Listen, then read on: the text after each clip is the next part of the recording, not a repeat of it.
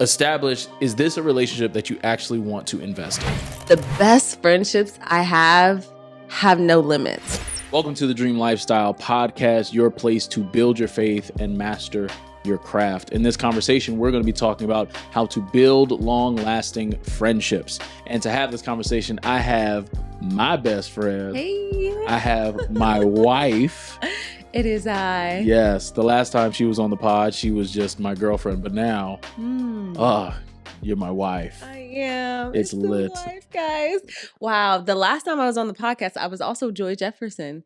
And now I'm Joy Gross. Isn't that just lit? It is wild to think about. Let's kick off there. Just what's like, just reflect on our now, I guess, about a month of being married or so. 3 weeks. 3 weeks. 3 weeks. So almost a month. 3 weeks. What have you learned? What are you gathering just in the name of long-lasting friendship? We're together, tied forever. Oh, yes. So I one of the things I love doing is calling you my best friend, because you are. And I think for both of us to hear, like, oh, you're my best friend, or like, remember, like, you're my best friend, you're the person I want to talk to all the time. It's just reaffirms the position that you have in my life. And I think that applies to, of course, romantic relationships, but also friendships. I think in some friendships, you might not be as affectionate, or might not like hug as much, or even kiss or say that I love you. But those are things that, of course, we do that I also make sure I do with my friends. Like, even when they're uncomfortable, like, I'm going to hug you until you're uncomfortable. I'm going to hug you longer than you probably want. And I'm going to tell you that I love you, because I want you to know and hear and remember that this is what you mean to me. This is what I'm saying to you, and I want you to be affirmed.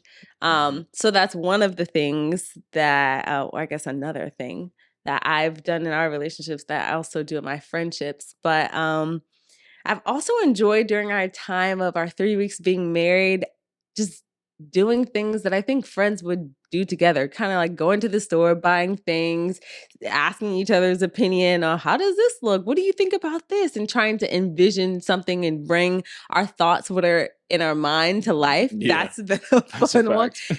And while we were doing that, I think we experienced this while we were shopping for a couch. It was just like, like, I like hanging out with you. You know, like, you're pretty cool. Yeah. That was a real thing. That really, we literally was couch shopping, and we're just like, you're pretty dope. I like this. Yeah. I made the right choice. Like, okay, I can hang out with you. Yeah. You're a good friend. Yeah. No, well, I think even to what you're saying, like, I think it just brings out the point that we really do life together, right? And a lot of times when that's used, it's used in a very, like, cliche way. But, like, I mean, for us in our marriage, but even with the friendships that we have with, you know, your friends, your homegirls, and my guys, like, we really do life together. And that means it's like a two-way street of, like, at least in our marriage, I really pull you into my world, and vice versa. You pull me into yours, and I'm willing to go, and I'm happy to go. And in the same way, you're willing to come and happy to come into my world as well. And I think that's, like, the most important part. Like, when we think about, obviously, our long-lasting friendship, but even just with the friendship with, you know, my guys and with your homegirls, where it's like, y'all really, like, at least from observing, because you hang out with your girls. It's interesting because you spend more time with your best friends than I do. But the relationship quality, I would say, is the same, right? Where my guys, like, it's a quick text. Everybody good? What's happening? Cool. I'm not going to reach back out, or we're probably not going to talk, or it's going to be a quick phone call, maybe like once, twice a week. But it's not necessarily like hey, bro, you want to go out to eat? Yeah, me too. I'm a little hungry. Yeah, let's do this again. Let's do, you know, it's not necessarily that for us, but it doesn't necessarily affect the quality, because, you know, my guys, those are guys I would literally do anything for. And I make sure, even to what you had mentioned before, like, I'm going to tell you, bruh, I love you, bruh. And I would do anything for you. And I make that very, very clear, because ultimately, again, like, we've seen it time and time again. Life is too short. I'm not about to leave this earth with anybody guessing or anything like that, wondering where I stood with them. Like, bruh, I love you. You my man. If you need anything, I got your back. Like, whatever it is you want to do, I support you. And that's without us necessarily having to hang out all the time. And even to your point about, you know, us, at least in our marriage, telling each other, like, no, like, you're really my best friend. Like, not just you're my wife, you're my husband. Like, it's like, no, like, you're really my best friend. That call it that affirmation, right? Mm-hmm. That affirmation really does go a long way because, you know, you hear the thing of love ain't enough. Well, yeah, it's not. But like at the foundation of it, we're like really friends, like truly friends. And and we're vulnerable with each other. And I think that's kind of like what we've been kind of talking about, dancing around just that word. But I think like when it comes to building like long lasting friendships, you have to be vulnerable. There has to be vulnerability present. No, I agree. And I'm kind of just going to skip to like just dive right into one of my thoughts about like a long lasting friendships is that the best friendships I have no limits. Like when I think about, there's nothing that I can't talk to. It's a smaller group of people, but there's a group of people that there's nothing that's off limits. They get like the full authentic me like all the time. They are not surprised by, you know, any type of response or reaction that I give them, and they're willing to listen and hear and process with me. Like those are kind of, it's just like a relief to have friends like that where you don't have to kind of tiptoe around certain topics, because I will say I have a lot of friends. Yes. And people who are like me, you have friends and they have different purposes, and friends kind of, there's different circles for friends. Friends, they have different purposes and things like that. But there's also like this core group of friends where they're kind of multi-purpose. Anything goes with them, which I love. But there are some friends which you have, this probably sounds bad, but like your believers, your people who you're walking in faith with. But then you also have friends that are maybe from a certain era in your life, whether it be high school, middle school, college. Then you might have friends that you like go out with, you try new restaurants with. Again, different purposes for the friends. But I will say, the longer lasting and best friendships that I have are the ones that go across multiple borders and multi-purpose, no limit on what I can share. And to your point of being vulnerable, like I'm the most vulnerable with them. Absolutely. And I think you bring up a great point that, and I don't think it's a bad thing at all, segmenting friends. There are certain friends for certain things. Yeah. Right. And obviously you want to make sure that all those things are productive. But ultimately, right, you're not just sharing all of your stuff with all your friends in all the different worlds, right? But I do think in some ways, and it depends on the relationship and the actions of the other people, that you should always leave room for there to be changes, for there to be shifts, for there to be, you know, like you might have, for example, one person that you went to high school with, right? You go to high school with them years ago and y'all talk ever so often. But for whatever the reason, whatever the stimulus is, they reach out first, you reach out first, and you all hit it off, and now you talk every single day. And now you allow them to go from, you know, the high school friend that we talk once a year, right? Or like, and if we do, it's a high and by thing, right? You good? You good? Good. All right, I'm out, right? You go from that, but you allow them to transition into, you know, that inner circle based on the actions, right? Based on, because I think one of the things that gets missed a lot in friendships, and to put it as plainly as I can, friendship is something that both sides have to want. It's something that both sides have to want. And the only way, you know, it can be seen is by the actions. And I think this is where it's different for men and it's different for women, as we just talked about, right? Like for me, the actions that are necessary for me to know that my guys are my guys is not, we're not organizing a dinner every month and going out to do this and do that. Like we don't necessarily, we don't need that. Great. Yeah. Yeah, it sounds great. Like, but like it's cool. We'll do it. Like, but we don't have to do it. That's not like a determining factor. Whereas for you, and you mean you like quality time, but even just within your friend group, like y'all really like, all right, we going all of us are going over such and so's house. All of us are going to do this. We're going to sleep over. We're going to kick it. We're going to go shopping. Like that's how y'all do it. And so I think even within the whole friendship piece, every friendship, I believe, has a love language. I could agree with that. So it's like in the same way as an individual, we have our love languages. The group, or singular, if it's one friend, whatever it is, that friendship, that being, that connection has a purpose, and it does have a love language. There's a way in which it's supposed to operate so that way it's optimal. And so let me ask you, let's actually go deeper into that. For you, when I say that, right? Obviously, everyone knows the love languages and stuff like that. How does a person even determine like what's the love language of the friendship? Meaning, how does a person figure out the right way in which this friendship that they want? How do they experiment or figure out how it should work? Yeah. I mean, I think it's gonna come trial and error. Is I usually have a default of course, how I show love. And then so I will exercise my default. So if I enjoy getting people gifts, I think too far and too long like about it sometimes I stress my own self out trying to figure out what is the perfect gift, like, will they like this, I don't know. And everybody says the thought counts. Yeah, but no, I want if I'm getting someone a gift, like I want it to be something that they will use, something that they will enjoy. So I put a lot of thought into it. And so maybe my default will be, okay, for this friendship, I'm going to first try out, giving them a gift. I'm sure it will be received, but as I get to know them better, I'm sure I will learn, okay, do they like gifts? Would they much rather prefer that I do the dishes for them or that I cook them a meal? Kind of the acts of service or like run an errand with them, which is more so quality time.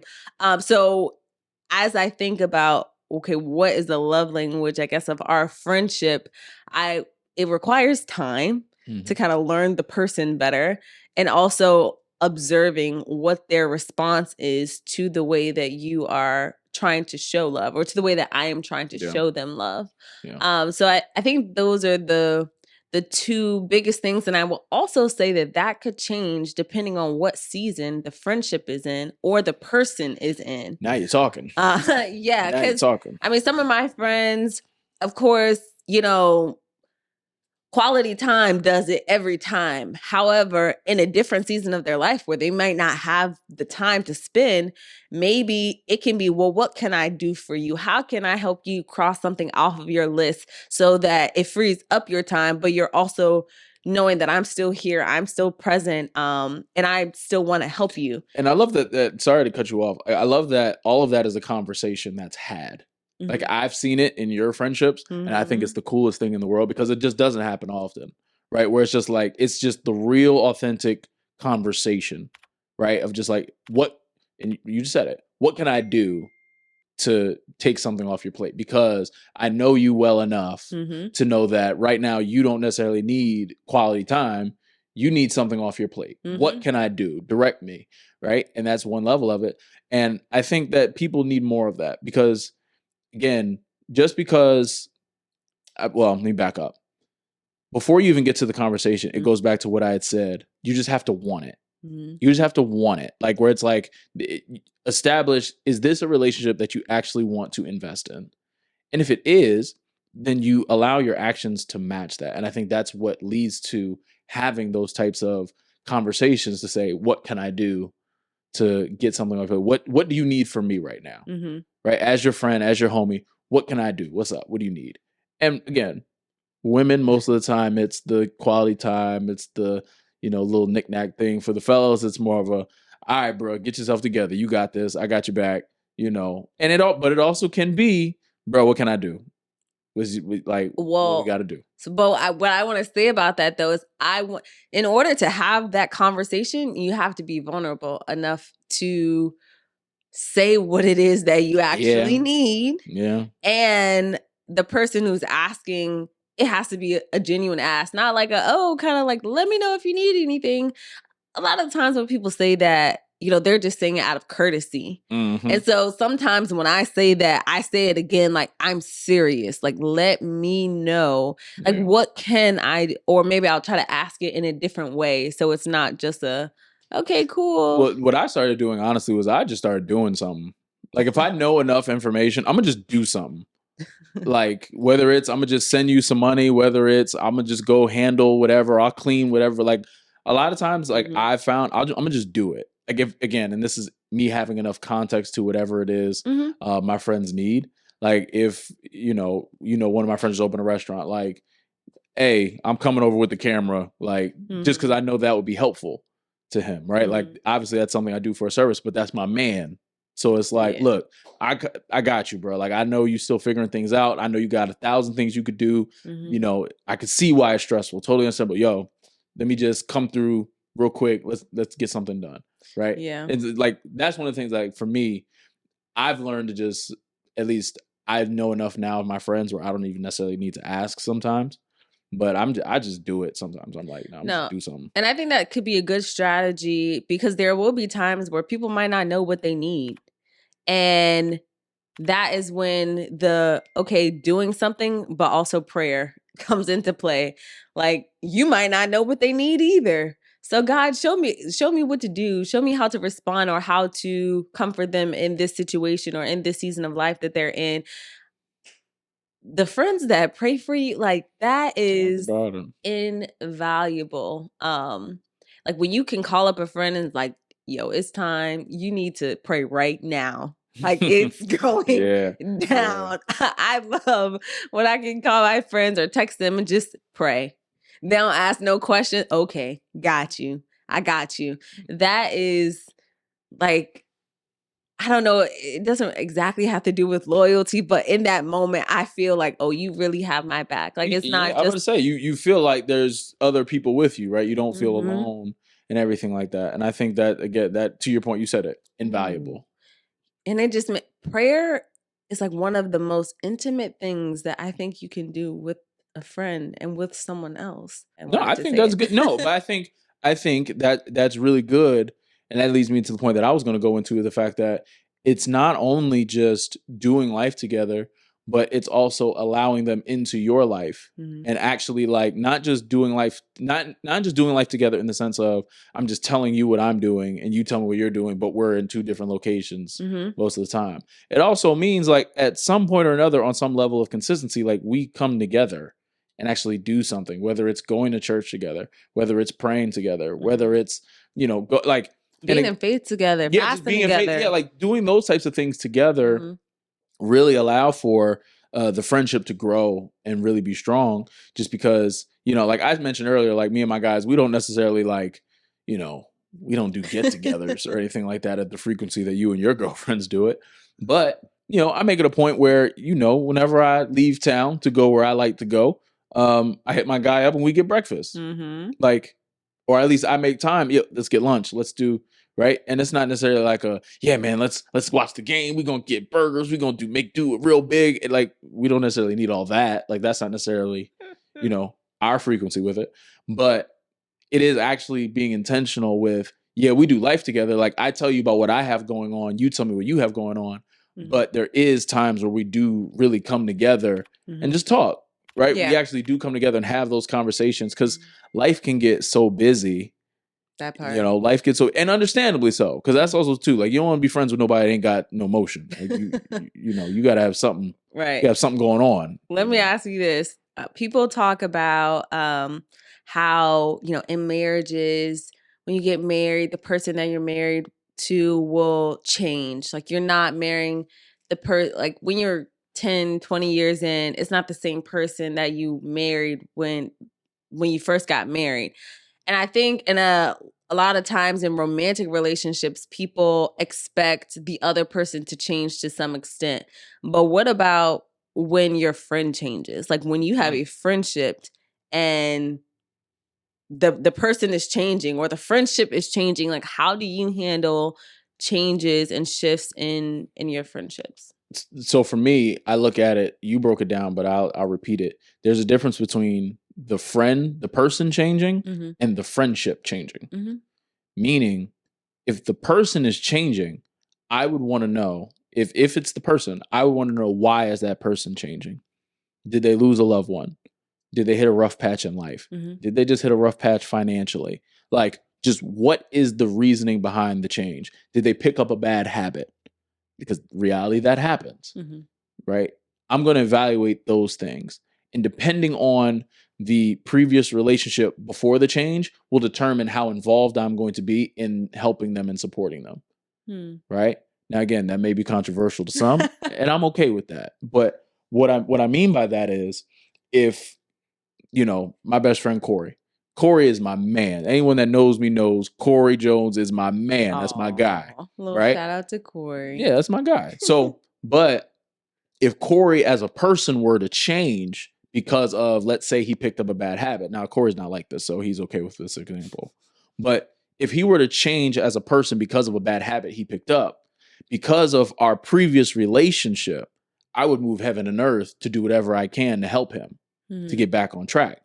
But if it's somebody that we're cool, like, you know, I love everybody. Like, that's, I mean, my ministry is people, right?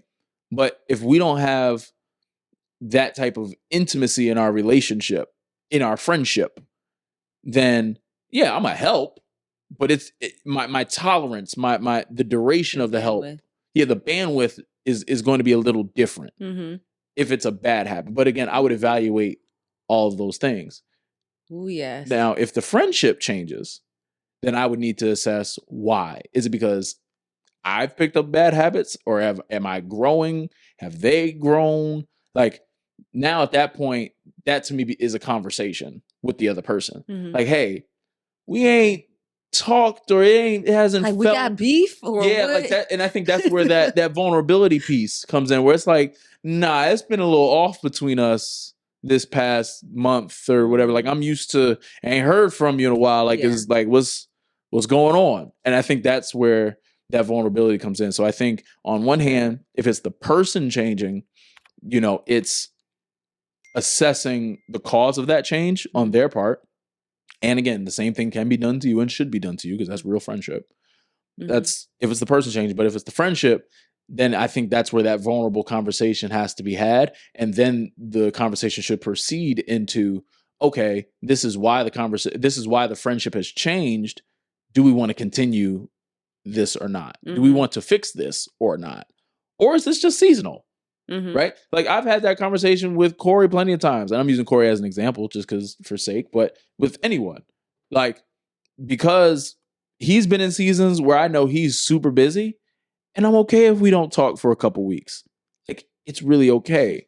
But that's because he's vulnerable enough to tell me, hey, bro, like, it's just, I've been working crazy. Like, you know, and like, we'll come back, we get right back in our normal rhythm. And it's the same thing, vice versa. I'll tell him, dog, it's gotta be text. Like, you know, I was just in the city, I didn't have a chance, but it's a busy season. So I think it's that vulnerability. And that's what I mean when I say doing life together, where it's not just, you know, you're not just opening the window to your life and they're opening the window for you to their life. It's actually coming together in terms of to really figure that out. Yeah. So when we talk about like the friend or the person changing, and I think about, all right, well, I kind of sometimes reassess, okay, am I called to this person, and what role should I be playing in their life? That's good. How has that role changed at all? Like, in this season, do I need to be, you know, an interceder, or do I need to be someone who's just there, who's just present? Because sometimes that's what I guess my friends enjoy, is just be there. Like, you don't need to really do anything but being present and being a listening ear. So I kind of like reassess the role that I'm playing. Of course, pray for them, thinking about and pray with them, and think about how can I help them in this season, but with also the knowledge of, okay, I might need to pour more in this period of time while they are changing, or sometimes I give room, like give a little space for them to process, think, do whatever it is they need to do. And I actually think that my friends are probably doing this to me a little bit now, since we are in a transition, and they're like, oh my goodness, you've moved, you've gotten married, big facts. Like, you have a new church home, everything is changing for you. So they are kind of giving me a little space to breathe, to kind of handle everything that we have going on, which is much appreciated. Much appreciated. Much appreciated. Y'all can have her back in about 2 months. Not 2 months, but I think reassessing your proximity, reassessing your role, and understanding kind of how you can help in those situations. I think too the one of the things that I think we should make clear, so that way, like we're talking about this subject of building long-lasting friendships with the assumption that you understand yourself. And the reason why that's important is because, again, vulnerability. You have to actually have some level of self-awareness and not be living at any level of delusion. So that way you actually have the ability to have friendships. You know, because there are a lot of people who are, unfortunately, you know, I just call it living in delusion. And that prevents them. Yeah, like that prevents them from even having long-term friendships. Because the thing about friendships, you need it. You do need it. But I think what gets missed, and you know, I'm skeptical, not cynical. I do believe that it's okay for friends to fight. And I say that because to me, that's where you're able to see if the friendship is genuine. Can we fight? Can we disagree, but still stay friends? Because people have this, like, I think this unrealistic expectation because they don't understand real friendship. They think that, you know, you should all just agree with me. And if you ever disagree with me, you're not really my friend because you don't support me in what I want to do. I really hope no one thinks like that anymore. I mean, you'd be surprised. You'd be surprised. But because real friendships have accountability. I completely agree. But I do want to say, when it comes to the arguing, fighting, debating, and friendships, it depends on what you're fighting about. That's true too. Because if you are fighting about boundaries, someone consistently not respecting your boundaries, or I don't know, like disrespect or competing values, that's an issue. that repeatedly can become a problem that might not be repairable for the friendship. But I mean, if you're arguing about a difference in opinion, or just trying to bring perspective to a situation, okay, that's a little different. But it depends on what you're arguing about. Oh, absolutely. Absolutely. Yeah, no, because definitely there are some times where, you know, when boundaries are crossed, or at least when boundaries are consistently crossed, then I can understand that's somebody, in my opinion, you gotta let them go. Yeah, or if they are actively, and this sounds harsh, but if they are actively working against you trying to progress and change into something different, that's we have to reassess. And what that looks like, again, that sounds harsh, but what that can look like is, okay, I am now, for example, you know, going into ministry. And so I might not be going out like I used to, or to the places that I used to go. But if you are my friend, you know this about me, but you are consistently challenging, oh, you changed, and like, oh, why can't you go here anymore? You're acting all different, and it's whoa now. Right. Like, this is something new. I am changing.